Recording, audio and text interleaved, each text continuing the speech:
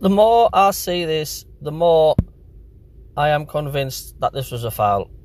Look, well, back at work in my taxi, and I've had a chance to like gun with the game and that.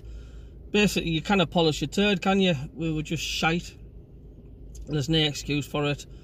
We left it too late, gone 2-0 down. There was too much to come back from that, especially the game plan that Rotherham had. They were going to time waste like buggery, and they did. Fair play to them.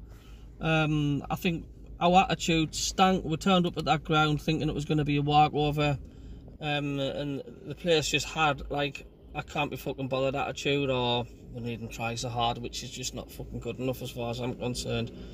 You know, we've had a cracking season. I am not saying we haven't, by the way. But, you know, the first goal, I mean, how many players are around the Rotherham chap here? I mean, no one's closing them down. I mean, when the ball went in, you could see the Sunderland fans behind the goal pointing the fingers, really getting frustrated, waving their hands and angry of the lack of commitment and closing down for Rotherham's opener. It was like they're all standing watching. I'm like, what the fuck are you doing? Close them down. It was just none of it at all last night. And for their second goal, I mean, a lot of people were like slagging Dan Neil off, but to be quite honest with you, I'm going to be easy on the lad. I mean, he slipped. He actually lost his footing.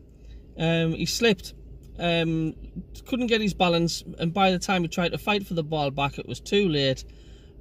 Rotherham broke and scored a very similar goal, a drilled low shot hard to our keeper's bottom left.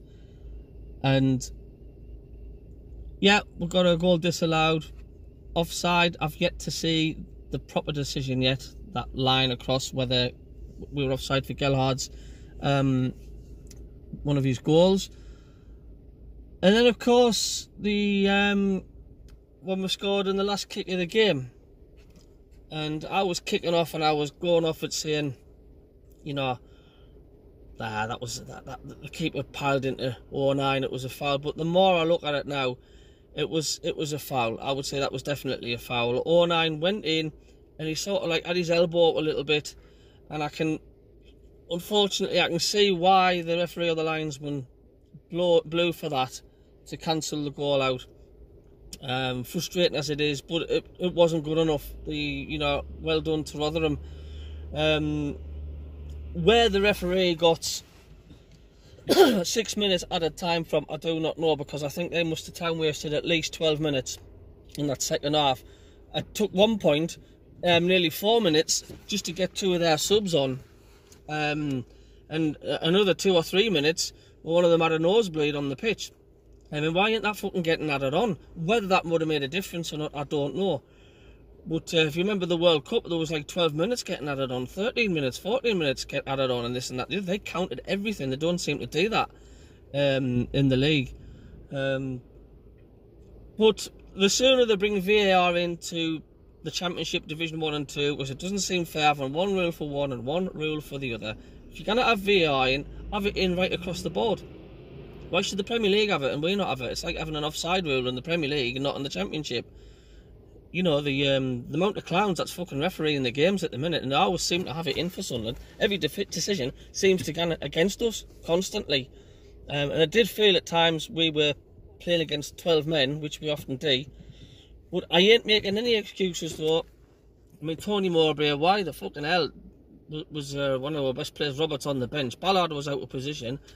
The only thing I can think of is he resting his players because he knows we've got a hard run of fixtures coming up. I don't know.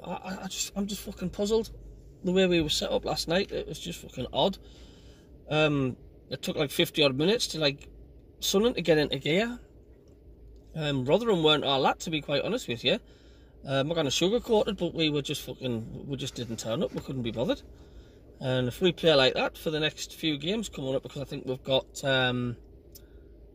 Coventry away, and it's something like we might have Stoke at home, and we've got Norwich away, and then we've got Luton, I think, at home, Sheffield United at home, I think. And they're stinking ties, them. Like, I mean, if we play like that with an attitude, we'll get our fucking arses kicked, you know. But yeah, we have to move on. I'm not surprised with the result. I mean, how many times have we seen Sunderland do this against fucking shite teams? We're just going to turn up and make them look like fucking Barcelona for the first 40 minutes. You know what I mean? They probably would have been shite all season, and we've just made them like fucking play like Barcelona. It's fucking so annoying being a Sunderland fan. As much as I love them to bits, it's fucking frustrating at times. But Tony Mowbray's not getting out of it though, because I think he fucked up big style with his tactics. It was just fucking shite all round. We left it too late. We were 2-0 down. It was going to be a massive uphill battle, especially the way, like I said, they were set up. They were going to have everybody behind the ball. Would have been hard enough to break down just to get 1 goal back, but to get 2, it weren't going to fucking happen. Not last night. So you've got to learn from it. We've got a very tough game against Coventry coming up. A real tough game. Cannot see us getting anything, to be honest with you, at Coventry, if the way we've been going on. But aye, who knows? We'll need to put in something special. Don't forget to like, and don't forget to subscribe to the channel to help us out. We'll catch you later. And don't forget, join us on the Sunderland AFC show every Friday. We'll have a chat and banter and discuss what's been going on the ups and downs. See you later.